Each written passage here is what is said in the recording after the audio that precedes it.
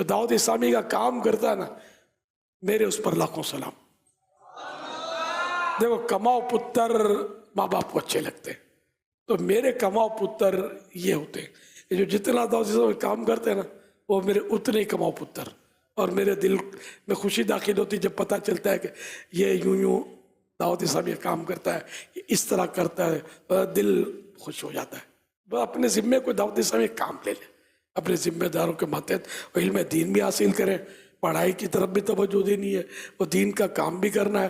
तो बाद लोग ये समझते हैं कि दरस निज़ामी करने के बाद काम करेंगे, थोड़ा इल्म हासिल हो जाए, इसमें फिर ये रह जाते हैं। मैं आपको बताता हूँ, जो काम करते करते करते आलिम बनेगा ना, तो वो दीन के काम का आदी हो चुका होगा और ये कर जाएगा, वरना बाद में नहीं कर पाते, बाद में इनको ढूंढना भी मुश्किल है।